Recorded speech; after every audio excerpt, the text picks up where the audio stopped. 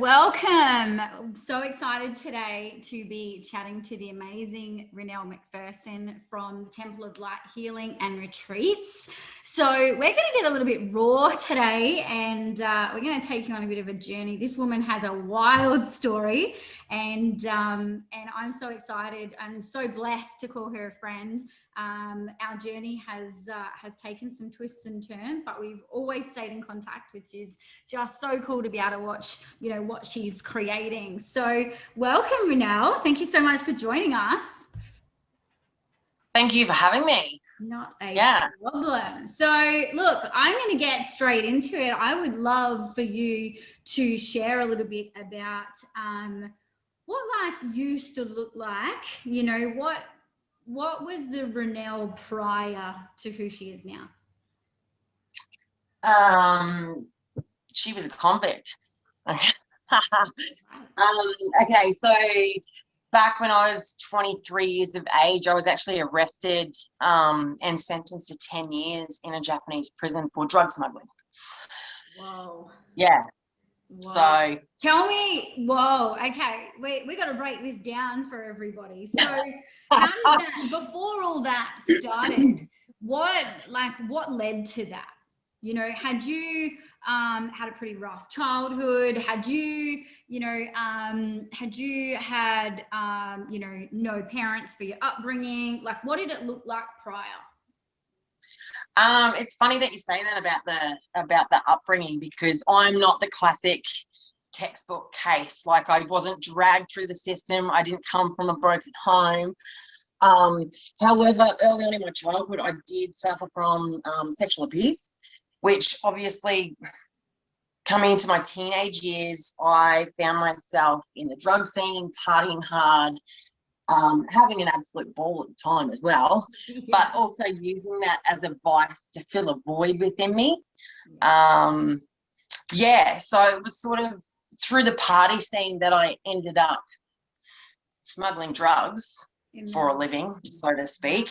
How did that start? Like, what did someone just say to you one day? Hey, will you take this for me? Like, how did it start?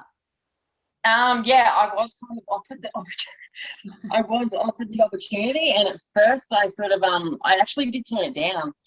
And well, because I was in Japan for a couple of months at the time, I didn't want to come home empty-handed, and I was like, oh, fuck it, just go and do it. Wow, that's crazy. So okay, so let's take you back to that moment, and this is something, you know what, I've actually died to ask you, so this is perfect timing.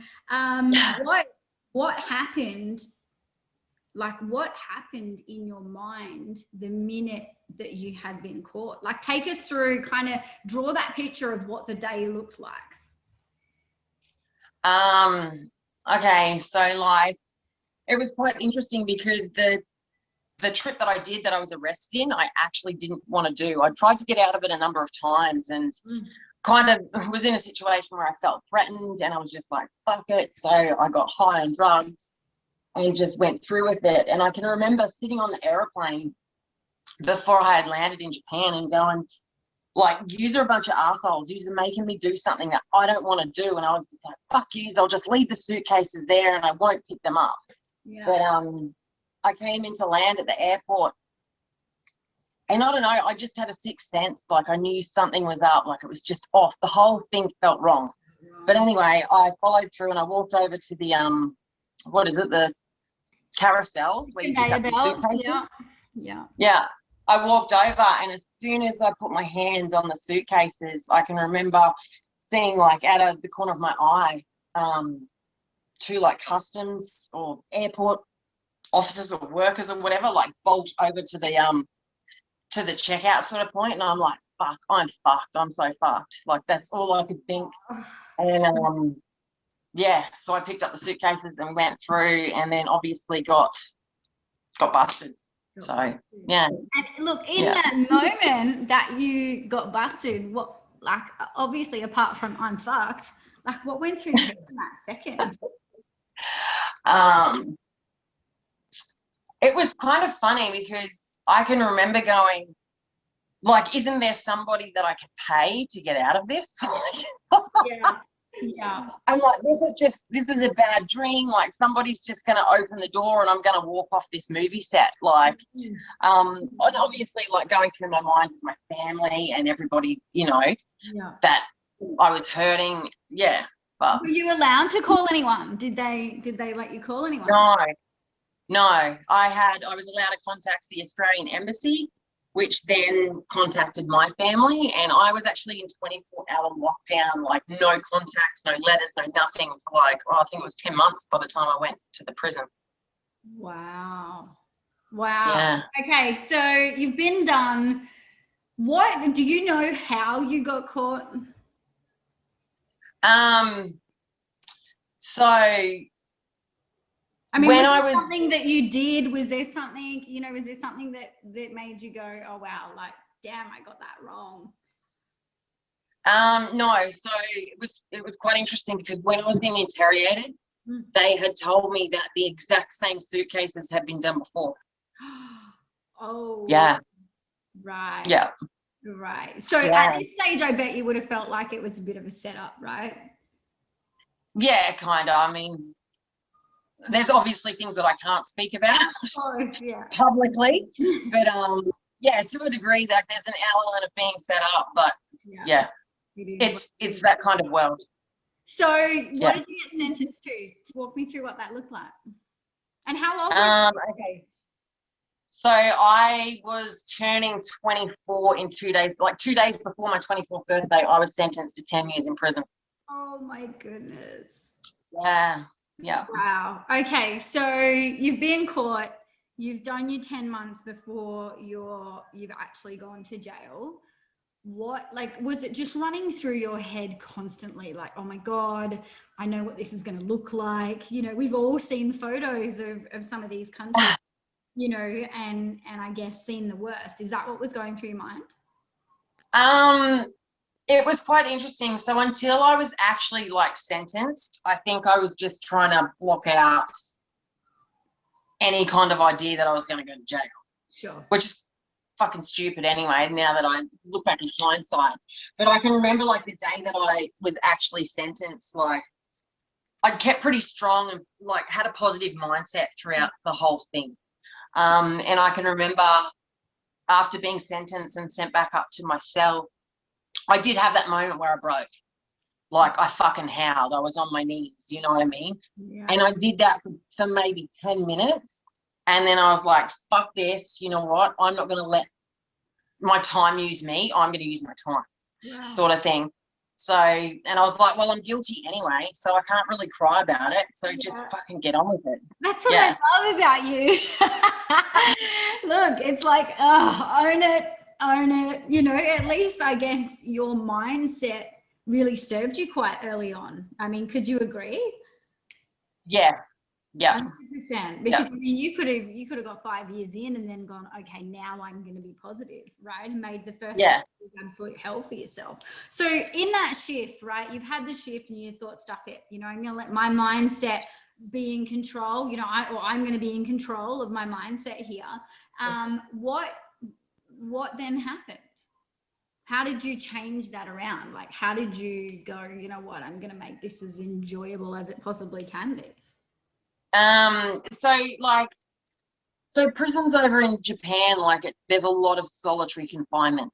Sure. Like you're on your own doing your time, basically.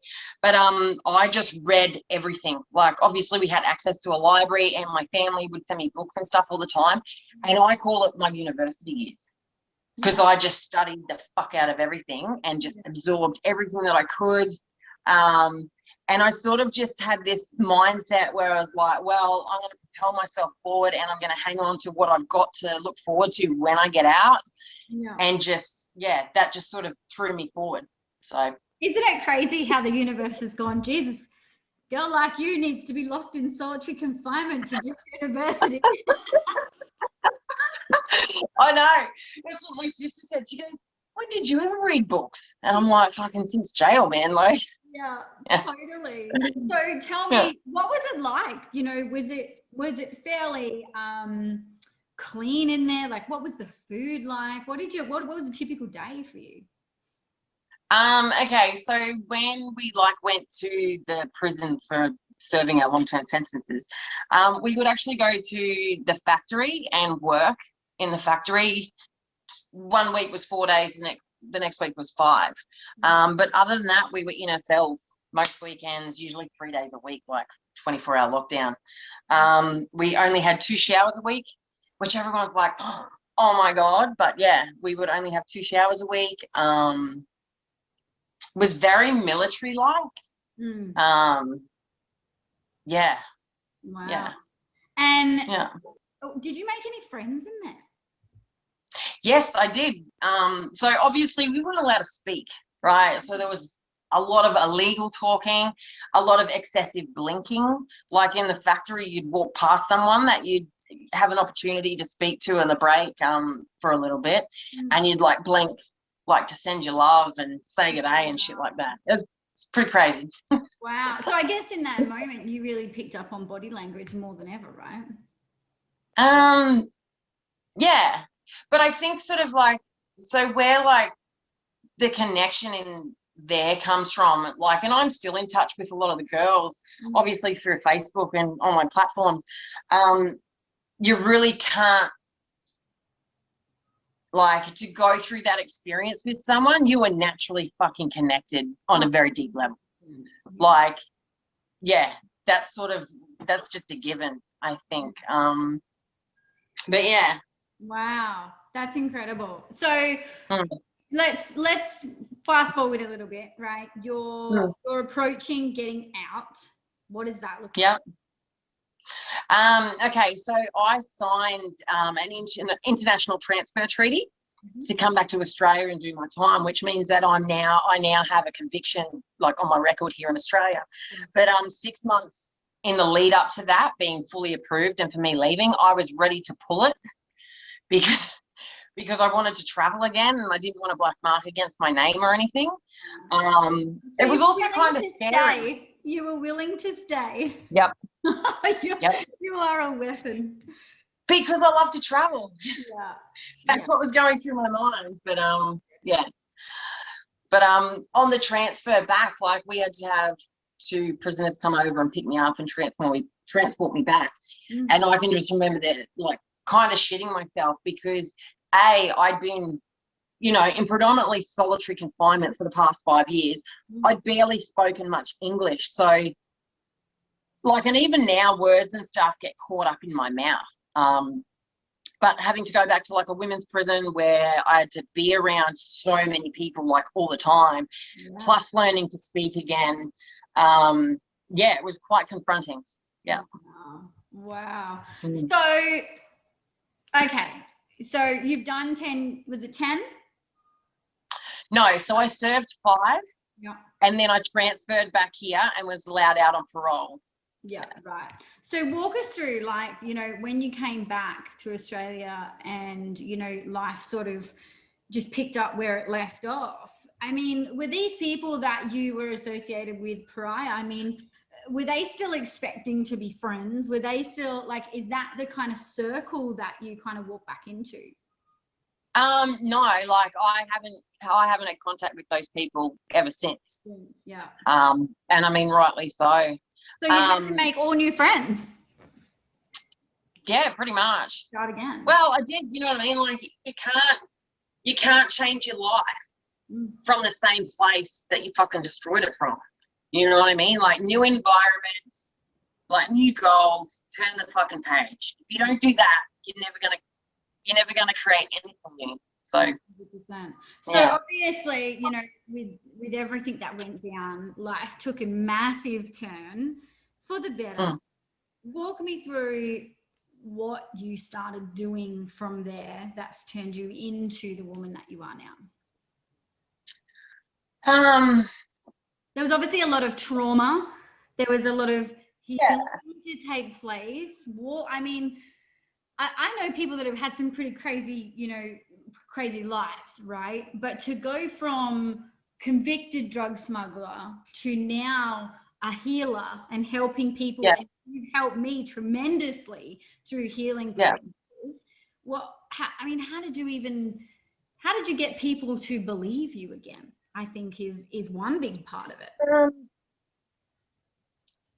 How do you get people to believe you again? I don't know. You got to lead by example, yeah? Like that's always the way I think that I lead, heal, help people is through my own embodied experience, through example. When you said like what was probably the greatest life-changing thing to where I am now is I actually went to a tantric workshop, and I went there looking for kink, learning how to fuck better, learning how to be a better lover sexually anyway, because that's where my level of self-worth was as a woman. And I went to this tantric workshop looking for that, and I got so much more. I was like slapped over the face with some cold hard truths, and it's sort of been ever since that I have stepped into the healer that I am today, and it's just evolved sort of since there. So tell us about that. I mean, obviously, you know, there was a part of your life where you felt as though, you know, fucking better, being a better lover was exactly who you needed to be. What sort of, you know, what did that shift look like? Because I think, you know, for anybody listening, there's always that certain person you think that you should be. What sort of changed there? Oh, healing for a start. I sort of went from this really immature masculine, I don't know, there was this real front about me. I was fucking angry, and it was just like rah, and I just softened. I peeled away all the masks, I dropped all the facades, like, and just come back into being me as a woman, who was enough, who was worthy just as she is. Yeah. So how did you get there?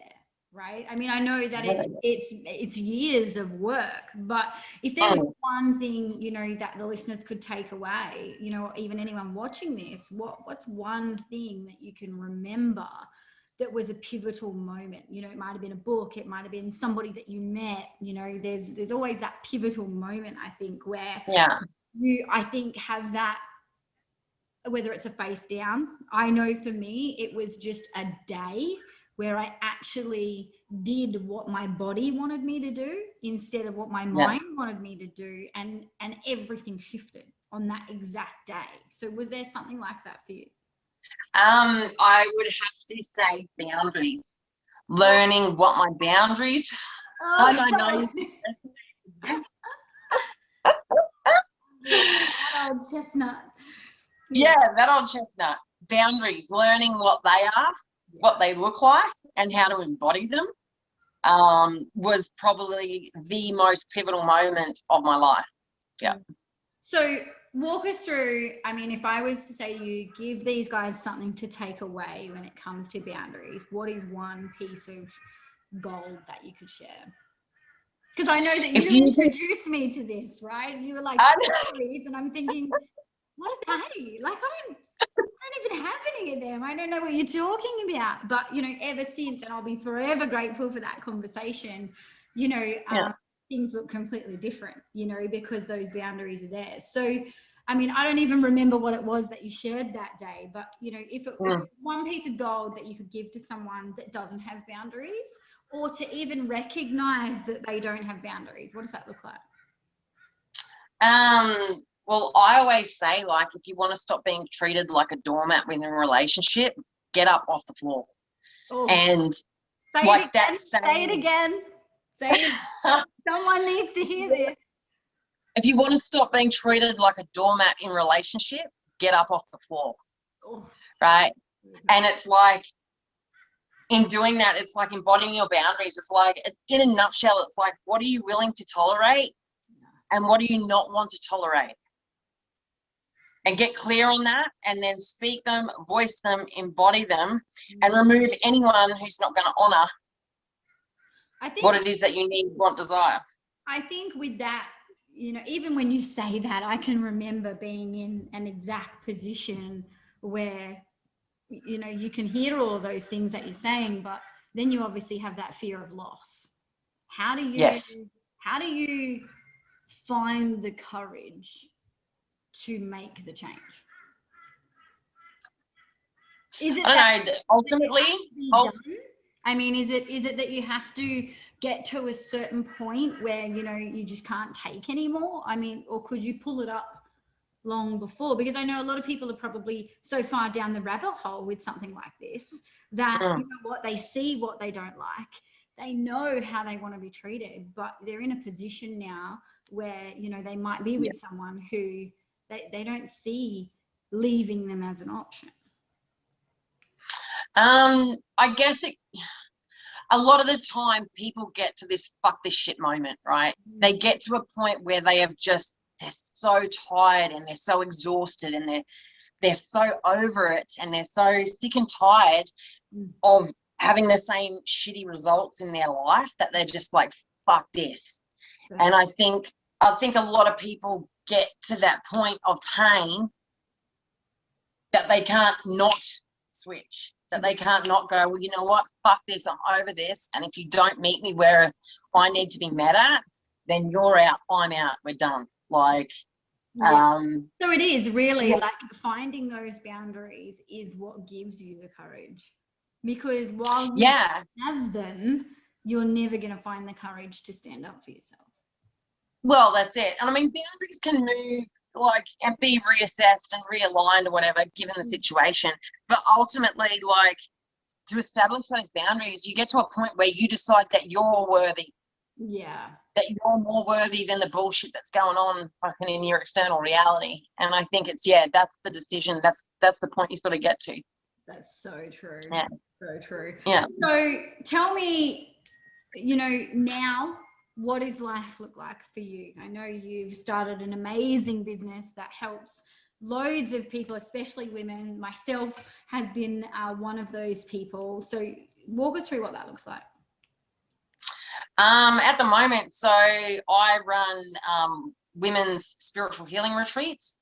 We have a massive focus on healing from past relationships so that women can stop looking outside of themselves for love and approval and give that to themselves. So give me an idea of, you know, what that looks like. You know, so you saying that you work with people who might be filling voids with sex. They might be like, what is the typical kind of person that you find, you know, comes into your space? Yeah. Okay. So a lot of women are sick and tired of falling into relationships that they never really chose. Getting, you know, however long down the track and it going to shit and it just becoming toxic, and then the energetic and emotional fallout of that. And they're so sick and tired of attracting in the wrong man, the wrong relationships, doing shit that's not aligned to them. That's generally, a nutshell of the women that I work with. Yeah, perfect. And I'm guessing, you know, you work with a lot of women who have come out the other side of that. They've found their boundaries and they've walked away, or they've ended a relationship or a marriage, and can obviously heal from that. Because I think that's the biggest part, isn't it? I mean, you find the balls to, you know, live the life that you've always wanted to in alignment, and then you're struck with all of this pain that you don't quite know what to do with. You know, how do I move past that? So that's something that you would help someone with. Yeah. Unhealed trauma, whether it's from, you know, parental wounds, things, domestic violence, addiction, sexual abuse, PTSD. We sort of address it all. That's so amazing. Your story is like, it's such a fairy tale in the end, is it not? Like, if somebody had to said to you 10 years ago, you know, you're going to have a fairy tale ending, I'm sure the word fuck off would have been in there somewhere. You know, you just would not have agreed that, you know, you could turn your life around how you have, which is so epic, and it's so incredibly rewarding as a friend to watch you, you know, become the person that you already were, but, you know, finding her power so that you could really shine. So tell us, what are you up to next? What's on the agenda for Temple of Light? Oh, okay. So in May, we've got the Queens of the Underworld retreat coming up. That's 6 days up here in Airlie Beach, Ooh. diving deep into, you know, healing past relationships. Yeah, diving deep into the shadows and reclaiming all the lost and rejected parts of ourselves. So, yeah. Oh, that sounds awesome. The other side of it, I mean, look, everyone thinks, oh my God, that's so scary. But I think, you know, when you become obsessed with what's on the other side, the fear of taking the jump into healing isn't so bad. You've just got to think about the outcome. So look, Renelle, I'm so grateful that you jumped on today to share the craziest story. I think you definitely take the cake for the craziest person that I know with the craziest story, but the best outcome. So look, if somebody wants to work with you, connect with you, where do they find you? I'm on Instagram and my personal page on Facebook. I also have a business page on Facebook as well. Perfect. So, yeah, Perfect. it's just And Renelle website, McPherson or Temple of Light.